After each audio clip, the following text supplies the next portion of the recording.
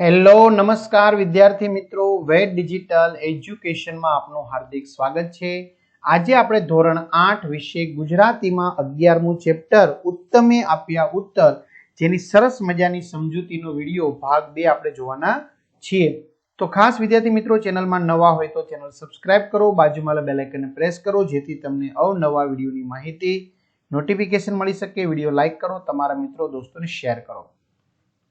ઉત્તમે કહ્યું, જો હવે શું કે છે, છેલ્લી હરોળમાં જો આપણે ભાગ 1 જોઈ ચૂક્યા છીએ, છેલ્લી હરોળમાંથી એક પત્રકારથી પૂછાઈ ગયું રોબોટ પહેલેથી જ આટલા કામ કરે છે, તો મિત્રો તમારે ભાગ 1 જોવાનો હોય કે પછી બીજા અન્ય કોઈ વિષયના તમારે વિડિયો લેક્ચર જોવાના હોય તો એ બધું મળી જશે ક્યાંથી? આપણી વેદ ડિજિટલ એજ્યુકેશન નામની એપ્લિકેશનમાંથી, જેમાં 3 થી 12 ધોરણના દરેક વિષયના વિડિયો, સ્વાધ્યાય અભ્યાસની સમજૂતીના વિડિયો, પરીક્ષા માટે ઉપયોગી મટીરીયલ, અસાઇનમેન્ટ, જુદા જુદા જિલ્લાના પેપરો, સ્વાધ્યાય પોથી, પ્રોજેક્ટ બુક, આ બધું ગૂગલ પ્લે સ્ટોર કે જ્યાંથી આપણે ગેમ ડાઉનલોડ કરીએ તો ત્યાં જઈને વેદ ડિજિટલ એજ્યુકેશન નામની એપ્લિકેશન ડાઉનલોડ કરો।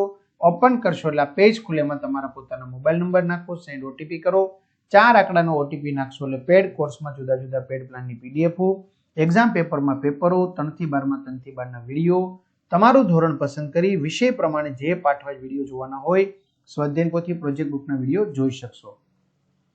ચાલો, તો હવે મિસ્ટર ઉત્તમ કહે છે કે માનવ જાતિનો વિકાસ જેમ તબક્કાવાર થયો છે, બરાબર, પહેલા રખડતું ભટકતું જીવન જીવતો આદિ માનવ તરીકે, પછી ધીમે ધીમે વિકસિત માનવ બન્યો, એ માનવ જાતિનો વિકાસ જેમ તબક્કાવાર સ્ટેપ બાય સ્ટેપ ધીમે ધીમે થયો છે, તેવું જ રોબોટનું પણ છે।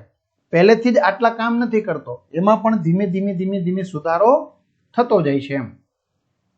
19મી શતાબ્દીની શરૂઆતમાં, એટલે કે 19મી સદીની શરૂઆતમાં અને કંઈક અંશે 18મી સદીના અંતમાં, એટલે કે 18મી સદી પૂરી થવા આવી હોય ત્યારે અને 19મી સદી શરૂ થવા આવી હોય ત્યારે, એટલે એ સમયમાં પણ રોબોટ હતા, એટલે કે આજથી 250 વર્ષ પહેલાની આસપાસ પણ રોબોટ હતા।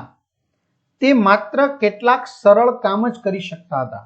જો એવું નથી કે અત્યારે રોબોટ છે, ત્યારે રોબોટ તો હતા જ, પણ એ કેટલાક સરળ કામ કરી શકતા હતા, અત્યારની જેમ એટલા બધા આધુનિક નહોતા, સાદા હતા।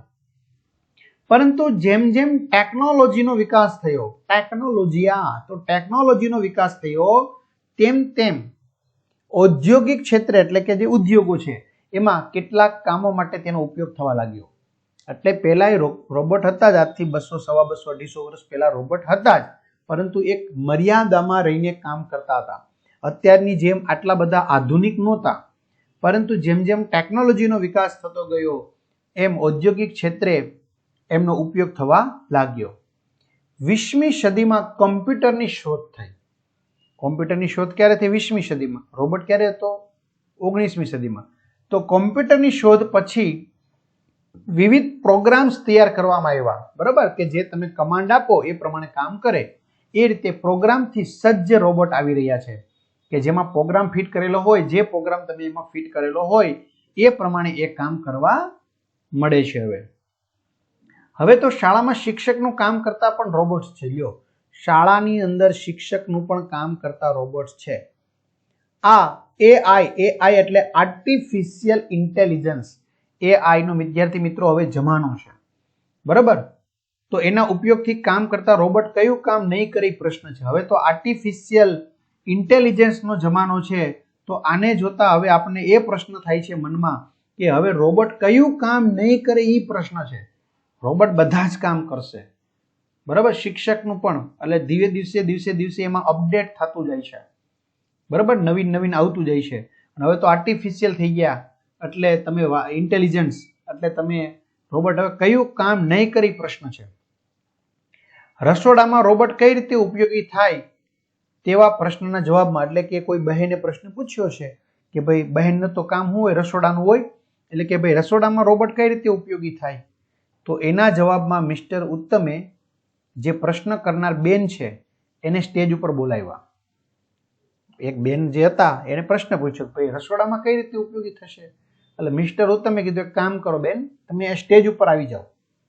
તેમની સામે જ ઇલેક્ટ્રિક સગડી પેટાવી, ઇલેક્ટ્રિક વાયરિંગથી ચાલતી, તેના ઉપર તપેલી મૂકી દીધી, એના ઉપર એને તપેલી મૂકી, તેમાં 1 કપ જેટલું દૂધ ગરમ કર્યું। કેટલું? 1 કપ જેટલું દૂધને પછી એને કપમાં લઈ લીધું અને એમાં જરૂરી કોફી ઉમેરી દીધી અને ખાંડ એમની જરૂર મુજબ નાખી દીધી અને ચમચીથી હલાવી અને કપ બેનના હાથમાં મૂકી દીધો. એટલે બેનને ટૂંકમાં કોફી બનાવીને આપી દીધી. કોફીની ચુસ્કી લેતા લેતા એટલે કે કોફીનો જે આ સ્વાદ માણતા માણતા એ બેન બોલી ઉઠ્યા, ઓ માર્વેલસ. માર્વેલસ એટલે વિદ્યાર્થી મિત્રો અદ્ભુત.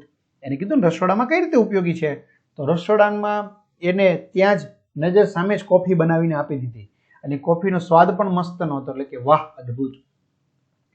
ઉત્તમે આગળ ચલાવ્યું. આગળ બોલ્યા, મિત્રો એક વિડીયો ક્લિપ જુઓ. બરાબર, જે તમે વિડીયો ક્લિપ જોતા હોય ને રીલ્સ, એ ટાઈપની એક વિડીયો ક્લિપ જુઓ મિત્રો. પડદા ઉપર એક કાર સડસડાટ ચાલતી જોવા મળે છે. જો આ પડદા ઉપર જુઓ, તમે આ વિડીયો જુઓ, આ પડદા ઉપર એક કાર છે સડસડાટ એટલે કે ઝડપથી ચાલતી દેખાય છે. હાલો, જોવા મળે છે ને? ઓકે. રસ્તામાં એક ભાઈ કારનું બોનેટ ખોલીને ઊભા છે. જો એક ભાઈ રસ્તામાં કારનું બોનેટ એટલે કારનો જે આગળનો ભાગ હોય ઢાંકણ જેવો, તે એને કહેવાય કારનું બોનેટ, એ ખોલીને ઊભા છે.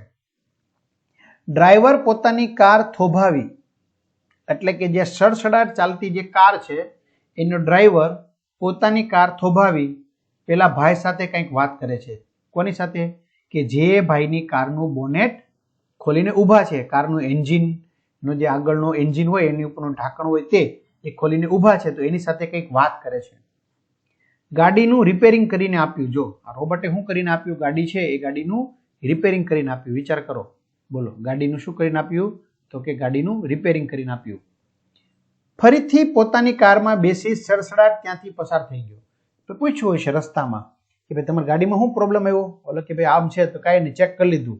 જેવી રીતે અત્યારે કેમ ઇલેક્ટ્રિક લાઇટ ગઈ હતી તો એને વાયરિંગ ચેક કરી લીધું, એની જેમ બેસી સડસડાટ ત્યાંથી પસાર થઈ ગયા.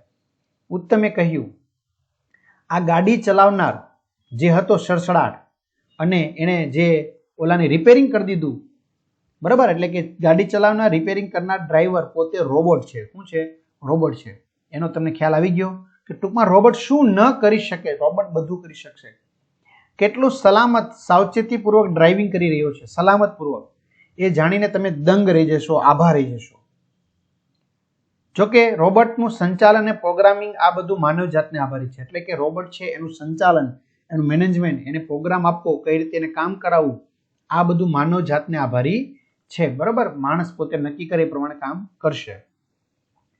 બીજા કેટલાક પ્રશ્નોના જવાબમાં ઉત્તમે બીજી ક્લિપ્સ ચાલુ કરી. બીજા કેટલાક પ્રશ્નો પૂછ્યા હશે તો એનો જવાબ આપવા માટે ઉત્તમે બીજી કેટલીક ક્લિપ્સ હતી એ ચાલુ કરી. તેમાં વિવિધ કારખાનામાં કામ કરતા હોય, જુદા જુદા કારખાનામાં, ઉદ્યોગોમાં કામ કરતા હોય, પેથોલોજી લેબ, મિત્રો જ્યાં લોહીનું, પેશાબનું જ્યાં નિરીક્ષણ કરવામાં આવતું હોય, પરીક્ષણ તમને કહેવામાં આવે, માની લો કે મેલેરિયા કે ડેન્ગ્યુ કે ટાઇફોઇડ કે એવું થયું હોય, તમને કે ભાઈ તમે રિપોર્ટ કરાવી આવો, એટલે એને પેથોલોજી લેબ કહેવાય, કે જેમાં લોહીનું પરીક્ષણ કરતા હોય. તો એ જગ્યાએ વાહન વ્યવહારનું સંચાલન કરતા હોય, મેનેજમેન્ટ, તો એમાં તો એવા રોબોટ હવે જોવા મળે છે. સમગ્ર સભામાં બેઠેલા દિગ્મૂઢ થઈને આ જોઈ રહે છે. એટલે કે સમગ્ર સભામાં બેઠેલા દિગ્મૂઢ એટલે કે આશ્ચર્ય ચકિત થઈને આ બધા જોઈ રહ્યા છે. છેલ્લે મિસ્ટર ઉત્તમે કહ્યું, મિત્રો તમને જાણીને નવાઈ લાગશે હું કે અહીં તમારી વચ્ચે પત્રકાર તરીકે, તમારી વચ્ચે એક પત્રકાર તરીકે, તમારી જેમ પત્રકાર તરીકે અને ટીવી ચેનલ્સના પ્રતિનિધિ તરીકે પણ રોબોટ કામ કરી રહ્યા છે. તમને જાણીને નવાઈ લાગશે કે અહીં તમારી વચ્ચે પત્રકાર તરીકે અને એક ટીવી ચેનલ્સના એક પ્રતિનિધિ, આગેવાન તરીકે પણ રોબોટ કામ કરી રહ્યા છે. તેમને મળો. એક ટીવીના કેમેરામેન અને સંવાદદાતા હાથ ઊંચા કરી બધાની વચ્ચે આવે છે.